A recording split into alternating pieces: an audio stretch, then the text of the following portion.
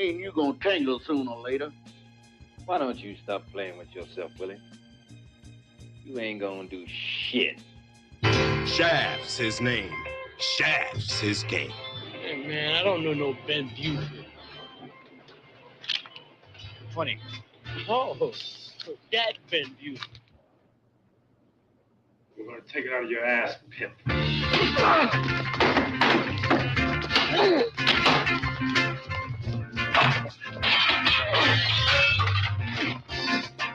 I'm looking for a nigger named John Shaft.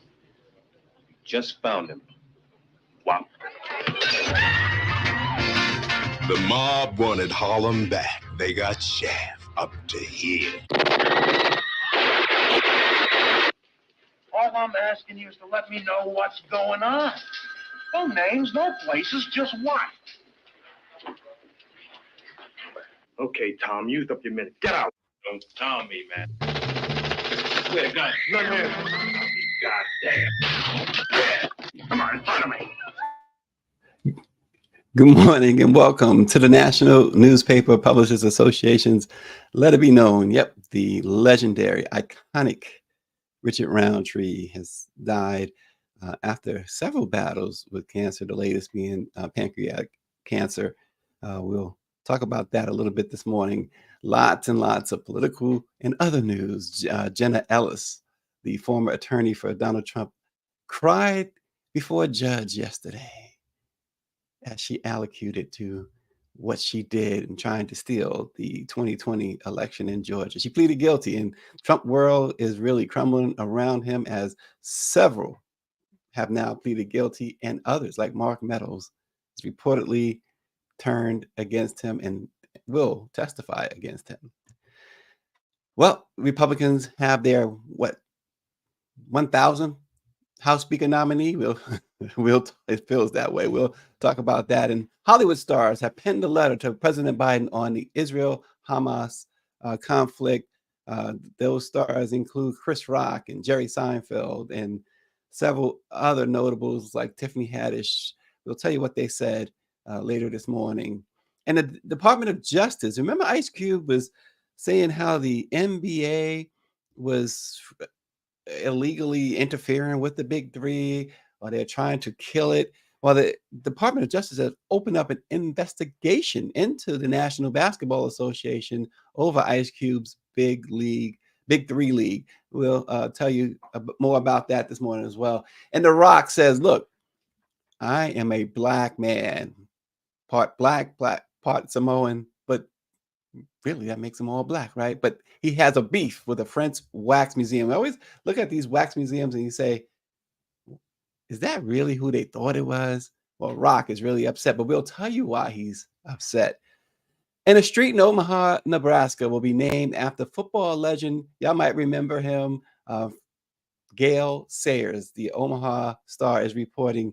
Gayle Sayers, of course, was in that great movie, Brian's Song, with Billy D. Williams portraying Gayle Sayers. Sayers died just a couple of years ago, but Omaha is remembering it, one of its favorite sons.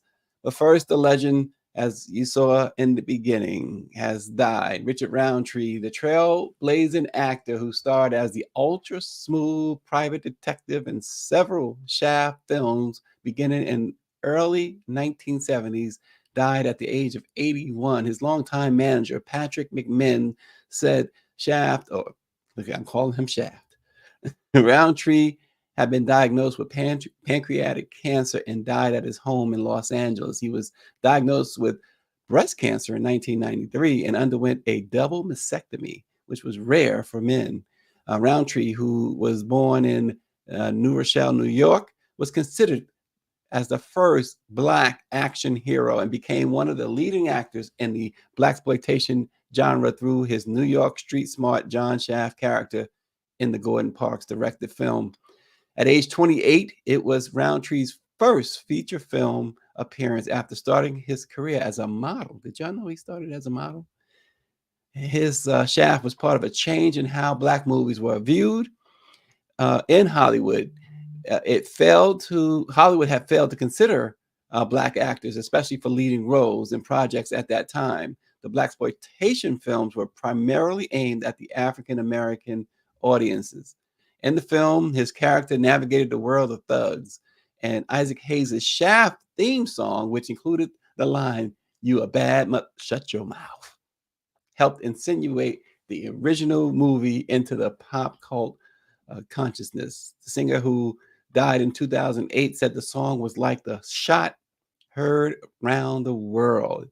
His single won an Academy Award for Best Song in 1971 and 2 Grammy Awards the following year. After the film's success, Richard Roundtree returned in sequels to Shaft's Big Score in 1972 and Shaft in Africa in 1973. That same year, he played Shaft again for a CBS television series. You remember there was a short run for Shaft, the TV show on CBS. He reprised his role, of course, in the 2000 Shaft film, A Revival, that starred none other than Samuel L. Jackson. He appeared as Jackson's uncle in that film, and that film wasn't just directed toward Black audiences. Both appearances, again, they both appeared, I should say, again, in the same roles in the 2019 film starring Jesse T. Usher. Samuel L. Jackson went on Twitter, or X, last night and called Roundtree the prototype and the best to ever do it. He says, Shaft, as we know it, is and will always be his creation. His passing leaves a deep hole, not only in my heart, but I'm sure a lot of y'all's too. 50 plus years of acting. You know, it was at an Ebony Fair in which he got his first modeling gig. He also played in Roots, Maniac Cop, 7 with Morgan Freeman, and What Men Want, which starred Taraji P. Henson. He also made his mark in television roles on Magnum P.I., The Love Boat, Being Mary Jane, and of course, the Love Boat's sequel, or whatever you call them, reboots later. He received a Lifetime Achievement Award at the MTV Movie and TV Awards in 1995. He received the Peabody Award and several other accolades. Richard Roundtree died at the age of 81. I'm moving over to the world of Donald Trump. Jenna Ellis said, I failed to do my due diligence. I believe in and I value election integrity. If I knew then what I know now, I would have declined to represent Donald Trump in these post-election challenges. I look back on this whole experience with deep remorse. With that, she pled guilty to charges of election conspiracy. Fani Willis has really turned them on their heads down there in Georgia, hasn't she? That is now 4 guilty pleas, including 2 lawyers. She was not playing. When they vilified her, she said, I don't care. They committed crimes. And here you got 4 people now, including 2 of Donald Trump's lawyers, admitting to the crimes of trying to steal the 2020 presidential election. Yet Donald Trump is still the front runner to win the 2024 presidential election. And they're working hard to place a House Speaker in place to make sure that if the votes don't come in, at least they have someone in place to overturn any negative results. But the punishment for Jenna, she's going to pay $5,000 of restitution, 5 years of probation she will serve. And the judge said her agreement falls under the First Offender Act. He actually commended her, saying that many of his people who allocute and say that they're guilty, they generally don't make a speech like that. She was in save my job mode, save my law license mode. As David Youngblood said, y'all better get out the way. There's a train rolling down the track with defendants rushing to cop pleas. The only one going to jail is the brother. Yeah, absolutely. Greer said they were white women tears. And Power 96 says, when you are facing 5 to 20 years in prison and your crimes are on video, a plea deal is your only option. She's also under investigation in Colorado, where her law license is on the line. I don't see how she continues to keep the law license after participating in crime. She said that there were more experienced lawyers that she relied on and believed that the election was fraud or whatever she termed it. So that's her story, and apparently she's trying to stick with it. But we know Cheeseborough pled guilty. Someone else, 4 of them altogether has pled guilty, and now there is a report that says Mark Meadows. And we've been wondering, where is Mark Meadows? Where is Mark Meadows? Well, Mark Meadows, according to ABC News, has been singing like the Temptations. He is telling it all on Donald Trump and has now agreed to testify against him in the federal case in Washington, D.C., according to a new report. But we will see. We'll see if he gets cold feet or not. Trump had to face his former attorney, another former attorney, Cohen, in the New York court yesterday, and Cohen just ripped him to shreds from the stand, as, of course, the Donald had that typical scowl and stare as Cohen said this guy made a lifetime of inflating his value. In fact, when he attempted to buy the Buffalo Bills back in the 1990s, he told the NFL, according to testimony, that his net worth was something like $14 billion. Well, his attorney said that it was under $1 billion. And he said that too was inflated. He said that anytime Trump had to answer a question about his net worth, he would always tell someone to let, whether it's an insurance agent or IRS or whomever, business partner, he'd always have a certain figure for every situation. It's unreal what's been alleged with the 4-time indicted, twice impeached former president, who is, again, the front runner, not just for the Republican nomination.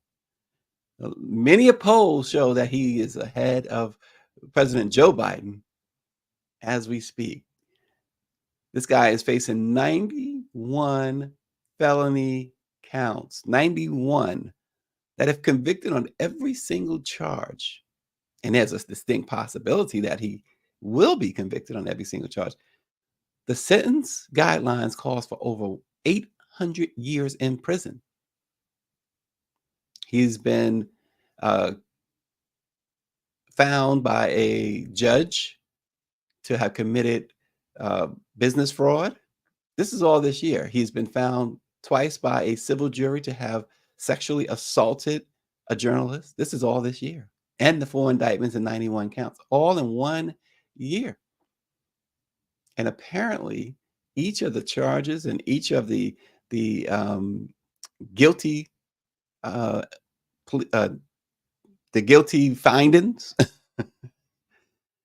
have resulted in votes for him. That's y'all system. Well, in the past 3 weeks, House Republicans have dumped their party leader, Speaker Kevin McCarthy, and repeatedly failed to elect the candidate whom they had nominated to replace McCarthy. They can't seem to find anyone who can win the 217 votes needed for a House majority. There are currently 221 Republicans in the House, just to break it down, and at least a handful has opposed every candidate so far. The result is a political mess with little precedent in the U.S. Congress. Yesterday afternoon, Republicans nominated Tom Emmer, a relative moderate from Minnesota, to be the next speaker, choosing him from a field of 7 candidates. However, as Stephen A. Smith says, Emmer dropped out of the race just hours later, and now he acknowledged that he wasn't going to get the votes. Too many right-wing members objected to him, and Donald Trump went on social media imploring members not to vote for him. He says he's totally out of touch with Republican voters. Well, last night, Republicans chose yet another nominee, Mike Johnson of Louisiana, who's considered a hardline conservative. Johnson will now try to win enough support to become speaker. Now, they claim they're going to have a vote today, a floor vote. So we will see. He is the Republicans, of course, fourth nominee in recent weeks after Jim Jordan, Steve Scalise, and, of course, Emmer. The main explanation for the chaos is that the Republican Party's growing radical faction and its still substantial mainstream wing can't find common ground at all. The GOP was long dominated by establishment. Remember, Barrington has constantly said what used to be the Republican Party? Well, the party was long dominated by establishment figures friendly to big business while also being the home of religious conservatives and foreign policy hawks. But in recent years, though, the junior members of the coalition, more conservative on policy, more extreme about process, and more aligned with Donald Trump, and more interested or more disinterested, I should say, in governing, have increased in number. And as a result, they have increased in power.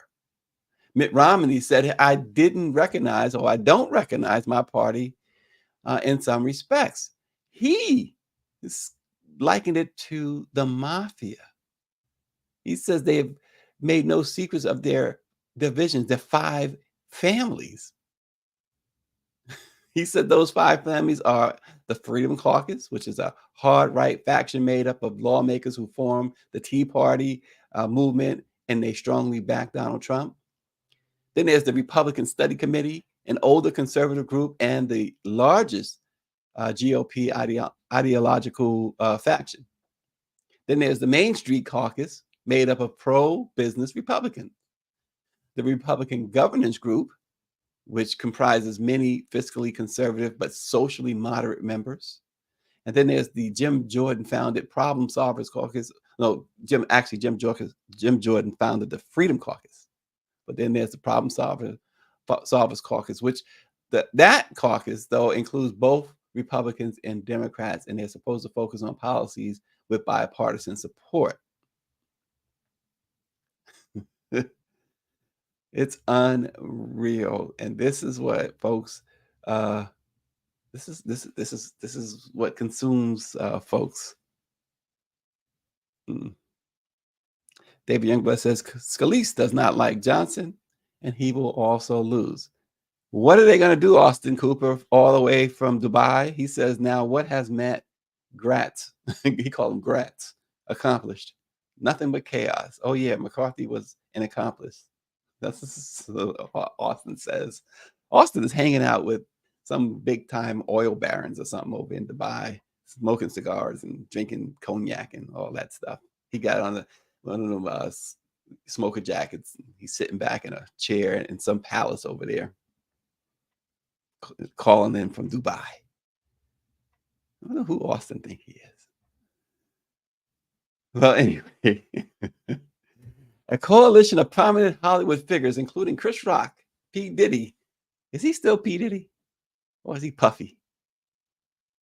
Well, him, Tiffany Haddish, they have penned an impassioned letter to President Joe Biden expressing actually gratitude for his leadership during the Israel-Hamas conflict. The group of Hollywood power players connected to the recently launched website No Hostage Left Behind. They urged continued attention to the hostages in Gaza in the letter, which opened with a note of relief at the recent relief of American and Israeli hostages. It cited the liberation of Judith Raynon and her daughter Natalie, along with Israelis Nuret Cooper and Yoshivet Lifshitz, whose husband, it's Jewish, guys. I am not trying to pretend to know how to pronounce these things.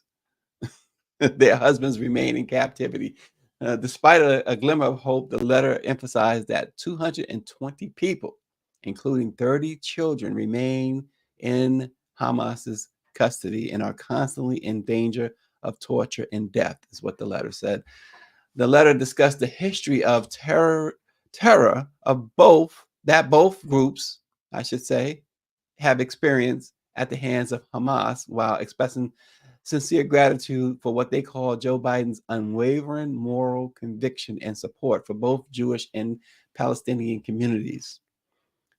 Just last night, though, Jordan's Queen Ranier blasted America and the Western world for what she called this immediate jump into Israel's aid and condemning Hamas, but not condemning Israel for what she says is their attacks on Palestine, the non-Hamas version of Palestine. Queen Ranier, y'all, I'm gonna say this. She follows me on Twitter, on X. She's been following me for a long time. I don't know why. I don't know why. I've asked her why. She has not told me why, but she follows me on Twitter. Nonetheless, the letter emphasized the shared desire for freedom and argued for Israelis and Palestinians to coexist peacefully, free from the brutal violence that they said Hamas promotes. The letter underlined the urgency of securing the release of the remaining hostages. The coalition also includes Leah Cohen, who actually had a huge event the other night in Hollywood. Everybody in the hip hop world and more was there. I mean, Russell Simmons flew from his enclave out there in where is it, Russell? In Indonesia. Jay-Z. There was performances by Flavor Flav, Curtis Blow, Pharrell. So many performed. It was such a huge, huge event that just flew under the radar in Los Angeles. But Leah Cohen is on that list, and Adam Sandler is on the list who signed this letter. And they all called on the global community not to rest until all hostages return home safely. See, so many others, the Brunson from Abbott Elementary, so many on that list who signed this. They also mentioned that don't forget those from other countries who are being held hostages, including Argentina, Australia, Brazil, Canada, China, France, India, Italy, Ukraine, Russia, and Spain. As of our going on air, the president has not yet responded to the letter, but it's interesting that you have dozens and dozens of Hollywood stars or celebrities signing on to this letter with the hashtag "No Hostage Left Behind." Well, for those who think Ice Cube is crazy, lost his mind, maybe he's not that crazy after all. When it comes to basketball, the NBA is under investigation by the Department of Justice for anti-competitive behavior in diminishing Ice Cube's Big Three League. The Department of Justice filed an inquiry into the NBA, allegedly using their name and popularity to prevent sponsors from working with the Big Three and discouraging TV networks from giving the growing league exposure. Of course, the NBA has denied all the accusations, but for months, Ice Cube has alleged that the NBA has been actively trying to shun his Big Three league, even though he's made numerous attempts to work with them. I mean, he's been on social media. If you've caught him on social media, really since the early spring, late winter, just railing on how the NBA is trying to destroy the Big Three. And according to the report, current NBA players are interested in playing in the Big Three league, but the NBA placed arbitrary rules to prevent them from doing so. It mentions that it's important to note that players such as LeBron James, Kevin Durant, and DeMar DeRozan, James Harden, and others have played in summer leagues such as the Drew League, but they won't allow them to play in the Big Three. And so Ice Cube is alleging that the NBA is acting against antitrust laws, and the DOJ says, they might just be doing this. They said referees are also involved in this, as they are not allowed to officiate any games for the Big Three, even though they work for other companies outside of the NBA. Now, if the DOJ does find that the league committed the antitrust violations, the NBA could be hit with tens of millions, if not hundreds of millions in fines. NBA spokesman Mike Bass said all of the allegations regarding sponsorship and TV exposure and preventing sponsors from working with the Big Three simply are not true. He added, we have been supportive of the Big Three since its inception, but we declined to invest. Timothy Williams is saying, get them, Ice Cube, get them. She says it in Barrington language, though. The Rock says, look, I've been called many of things, but one of the things these people out there in France are going to call me is black. The real name, of course, Dwayne Johnson, is not satisfied with his new wax figure at the Grevin Museum in Paris, France. The actor said that he's asked his team to reach out and ask to change one major part of the figure: its skin tone. The Rock shared an Instagram reel over the weekend by comedian James Andre Jefferson Jr., who poked fun at the new wax figure. He says that's how Paris thinks he looks. They turned the Rock into the pebble.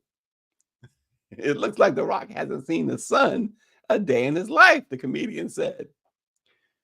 So the Rock, who is black and Samoan, also shared the comedian's video on his own Instagram page. For the record, he says, I'm going to have my team reach out to our friends at Grevin Museum in Paris, France, so we can work at updating my wax figure here with some important details and improvements, starting with my skin color. And next time I'm in Paris, he says, I'll stop in and have a drink with myself. Like Madame Tussauds, the Grevin Museum displays wax figures of celebrities. Their figures range from Charlie Chaplin to Nelson Mandela to Leo DiCaprio. It was sculptor Stefan Barrett who created the wax figure of The Rock using photos and videos instead of seeing The Rock in person. The museum, in a statement, attempted to defend themselves. They said the teams went to gyms in the hope of finding a man who matched The Rock's extraordinary measurements. So they went to fitness centers and gyms and everything else. And they said, it's true that it's always impressive to make people of this size. This is all like, this is their excuse. We were lucky enough to find someone who physically matched Dwayne Johnson's build and height. That really allowed us to get it right, she said, the spokesperson said. And then the artist said it was difficult to achieve the subtle smirk that The Rock gave in the photo he used to create the figure. He says his eyes were redone 3 times to ensure they were warm and not too dark, while his Samoan tattoos took 10 days to paint. All of these excuses, his eyes were warm and not too dark. They made sure his skin wasn't too dark. So The Rock says, look, this is nonsense. This is nonsense. You know, and it's not the first time he's responded to something about him and his ethnicity.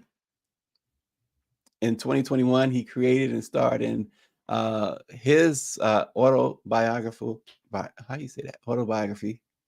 sitcom, Young Rock, which chronicled his childhood with his father, who was a Canadian wrestler, Rocky Johnson, who was black. In 2019, he responded to a Twitter user who said that The Rock was, quote, billed, unquote, as a Samoan wrestler.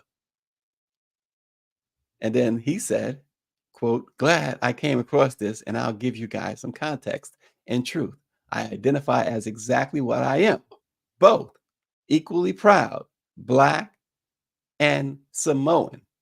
And he goes on to say, my friend, let me expand your thoughts a bit here. I transcended race in wrestling. So there was no, quote, book that way. Dang. It's like, don't play with me. Timothy Williams said, that looks nothing like The Rock. Oh boy, Power 96 wants to go into some religious controversy now. He says, what do you expect? They painted Jesus white.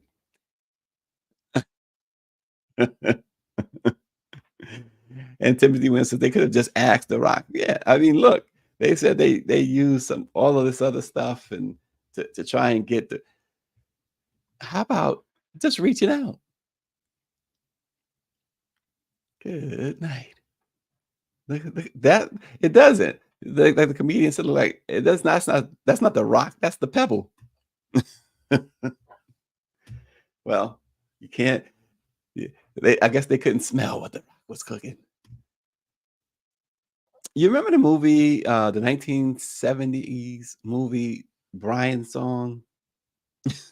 Before I go into that, Austin says Trump paints himself orange and is proud. Austin is. Do you have a thing about Trump, Austin? Do you don't like the guy or something? the movie Brian Song comes to mind when you, at least when I think of Gayle Sayers. But he will no longer be just a household name in Omaha, Nebraska. Nearly 3 years after his death, his name is going on a street sign near where he grew up. The Omaha City Council voted unanimously to rename Pinckney Street near Contance Park in North Omaha from 24th Street to Florence Boulevard. The official ceremony is scheduled for October the 28th, just 3 days from now.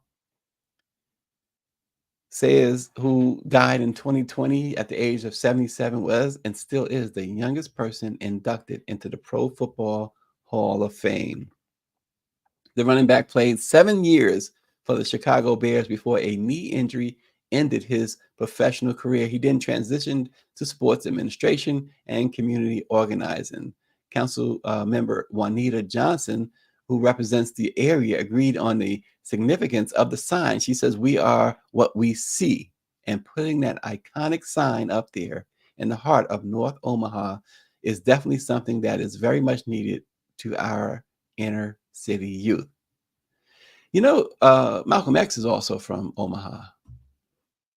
In addition to masterfully weaving through holes and running down the stretch, this great football legend's achievements extended beyond the field, impacting the Omaha area long after hanging up his cleats. And of course, he starred at Omaha Central High School before moving on to bigger and greater things. He was one of the game's most electrifying running backs, a dangerous kick returner, and he actually had to come back from a serious knee injury. When he did, he led the league in rushing, becoming the youngest player inducted into the Pro Football Hall of Fame. People who weren't even football fans came to know him through the TV movie Brian Song, about his friendship with teammate Brian Piccolo. 50 years later, the movie's message that brotherhood and love needn't be defined by skin color still resonates, according to the NFL's plaque on at the Hall of Fame. He was a blur to NFL defenses, ghosting would-be tacklers or zooming by them like few running backs or kick returners before or since. Yet it was his rock-steady friendship with Brian Piccolo, depicted in Brian's Song, that marked him as more than a sports star. Hall of Fame President David Baker said he was the very essence of a team player, quiet, unassuming, and always ready to compliment a teammate for a key block. He was an extraordinary man who overcame a great deal of adversity during his NFL career and life. Yeah, because he played during a time in the late 60s and mid to late 60s into the early 70s where it was still segregation in sports. And that's what really, really made his relationship, his friendship with Piccolo so important. He would later become a stockbroker, a sports administrator, a businessman, and philanthropist for several inner-city Chicago youth initiatives after his pro football career was cut short by serious injuries to both knees. The NFL Commissioner Roger Goodell called him one of the finest men in NFL history. Mike Ditka said that he was probably the best running back that he's ever coached. And remember, Mike Ditka also coached Sweetness, Walter Payton. So that's saying a whole lot. Mike Ditka called him poetry in motion. That's just what it was like watching him on the football field. So they're going to honor Gayle Sayers with a street name in his hometown of Omaha, Nebraska. It's a great story altogether. David Youngblood says, I am so happy to hear Gayle is getting his recognition, this recognition. Brian's Song is one of my favorite movies. And Power 96 says, salute to Mr. Sayers in a well-deserved honor. But Walter Payton, JSU's very own, is the greatest running back and Chicago Bear. Could you imagine having that conversation in a bar in Chicago? And I'm sure Walter Payton and Gayle Sayers, wow, both lives cut short too soon. I mean, Sayers, of course, was 77. Walter Payton died much younger. Nonetheless, those two, yeah, I remember Walter Payton winning the Super Bowl. The problem I had with the 1986 or 86 Super Bowl with the Bears, William the Refrigerator Perry was allowed to score a touchdown. They was at the goal line. You gotta give Sweetness the ball there and let him get a Super Bowl touchdown. I always remember being disappointed in Mike Ditka and the Bears for that. Peyton deserved to run that ball in the end zone. And you know he would have, David. But nonetheless, him and Brian Piccolo, I got to watch the movie again. It's been so long. In fact, I think the last time I saw the movie was in the 1970s. So I got to see that movie. It was really interesting. You know, Billy D. Williams, of course, was the Denzel Washington of his time. You know, should we say Denzel Washington is the Billy D. of his time? I don't know. No, because Denzel is really the Sidney Poitier of his time. That's another discussion, right? We can talk about that all day. But Billy D. Williams certainly was the man as far as Black actors. We talked earlier about the late great Richard Roundtree, but the man as far as Hollywood was concerned, Black actors are concerned, was at that time Billy D. Williams. So, folks, check out if you ever go to Omaha, Nebraska, and see our friend Terry down there at the Omaha Star. She can give you the whole tour. She can tell you the history of Omaha and all of that. She can probably tell you everything you want to know about Gayle and Malcolm X and others that maybe some people didn't know came from Omaha. And Power 96, I am still angry about that. The game was in New Orleans, and I had been a Bears fan since the 85 Bears. Yeah, that was the first team that really, the 85 Bears was the first team that really did those music videos, and they were swag. They had McMahon as quarterback, who really was nothing more than an average quarterback. He just had perhaps, other than Lawrence Taylor-led New York Giants, the greatest defense you'll ever see was and they used to call it the 46 defense. It was the Chicago Bears 1985 team that won the 86 Super Bowl, because it was January. The Super Bowl was January 86. That won that Super Bowl. They were amazing. You could not, let alone score. You couldn't advance. You could barely advance the ball. Teams would go full games, perhaps getting just 4 or 5 first downs. That defense was amazing. Still, I take Power 96. I take the Lawrence Taylor-led Giant defense as the greatest, because Lawrence Taylor is the greatest football player of all time. You could say he's the greatest defensive player of all. No, he was the greatest of all time. And I'm gonna get the last word on that before Power 96 chimes in. Thanks for watching. Let it be known. We'll see you tomorrow.